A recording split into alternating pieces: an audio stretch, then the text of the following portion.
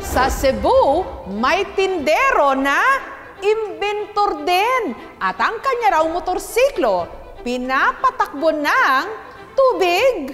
Bago bumiyahe ang tubong Mandaue, Cebu na si Marcelo, bumibili muna siya ng bote ng mineral water. Pwedeng pabili ng 2 batong tubig. Hindi para inumin, kundi para gawing gasolina. Ang kanya kasing motor, May bituhon na lang gini siya. May gasolinahe lagi.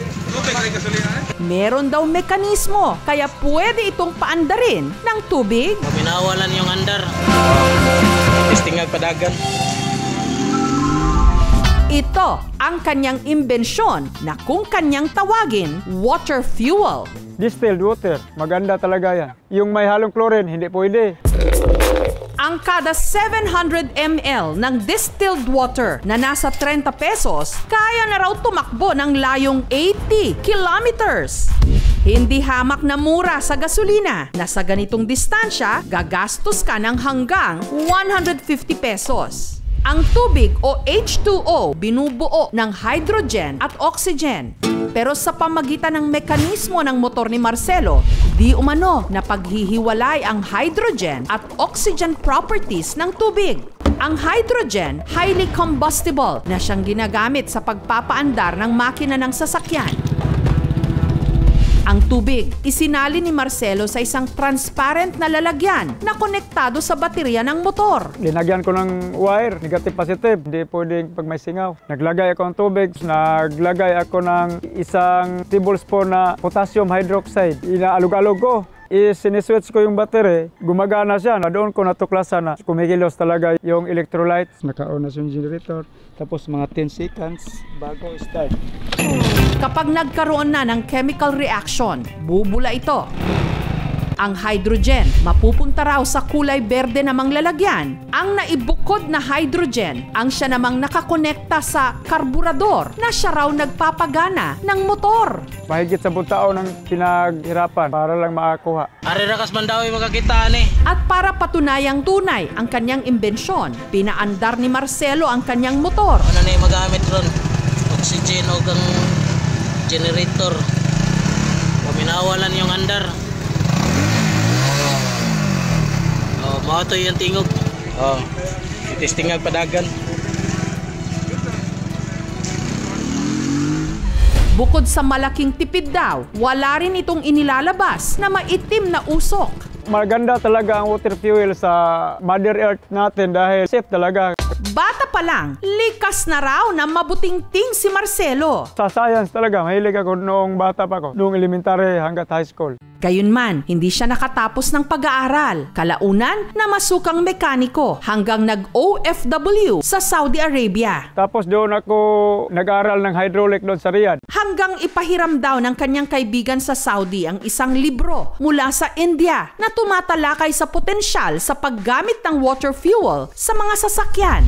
Kaya nung nagbalik bayan si Marcelo taong 2011, dito na raw niya naisipang ipagpatuloy ang pag-e-eksperimento. Hanggang nito lang nakaraang buwan, makalipas ang isang dekadang trial and error, laking gulat niya nung sa wakas, napaandar niya ang kanyang motorsiklo gamit lang di umano ang tubig. Minawalan yung andar. Mato yung tingog. Testingag padagan. Tubig rin gamit, isutoy. Buhay gasolinahan eh.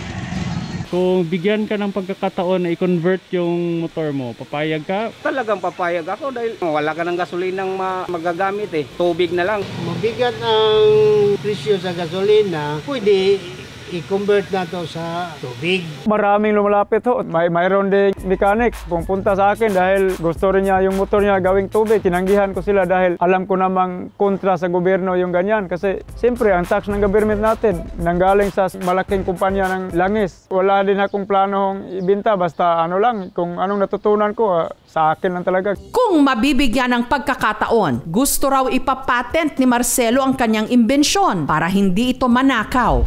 Ayon naman sa DOST o sa Department of Science and Technology, bagamat noon pa man ay may mga napapaulat ng mga sasakyang kayang patakbuhin ng tubig, wala pa ni isa sa mga ito ang napatunayan. There are claims po for past years with regards to machines that work using water po. However, it still needs verification po sa part ng DOST in order for us to confirm those claims. Wala pa po nabibigyan ng certificate. Sir, nandito po kami ngayon para saksihan po yung invention nyo.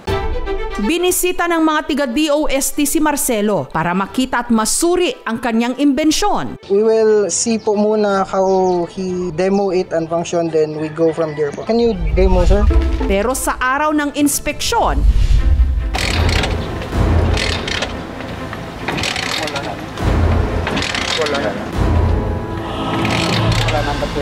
Sa ngayon, nagka-problema. Binaklas ko talaga yan lahat kagabi. Ay, yung battery gayon, parang mali konti ng power sa katitesting kagabi. Natisikaso ko yan kagabi dahil dadating kayo eh. Pero medyo yung butterfly niya sa carburetor, matigas, laging magsasara agad, hindi mag-open. Bibili lang ako ng bagong carburetor. Dahil sa tagal, mahigit sa taon yan, naka-imbak. He says po that there is some sort of salting na nangyari.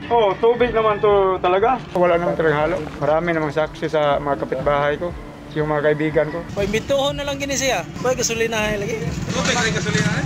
Advice ko lang po is ipakita ito sa mga eksperto upang mabigyan po ng kaukulang pananaliksik. Sa tingin po namin, kasama ko yung dalawang engineer po namin, it is really on the hydrogen po ang napapagana. The problem po is on sa karburador niya. Mas maganda talagang may lapit sa kanila at saka magtulungan kung anong dapat gagawin para mas ma-improve pa yung trabaho ko.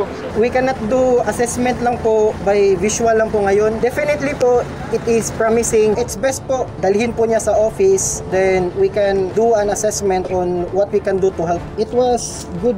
However po, we really need a verification po if yung hydrogen po completely nagpapagana po sa lahat, since there is a problem po with his battery na hindi nakakaya. Sayang kasi dahil hindi ko napatunayan sa harapan nila, pero hayaan na lang natin, nangyari na. Pero sa susunod, may gagawin pa naman ako, may naka-pattern ako doon eh. Tapos yun, dadalhin ko na talaga sa kanila. Doon ko na ipapakita sa kanila para may advice din akong makuha sa kanila kung anong paring dapat idadagdag, kung anong kulang.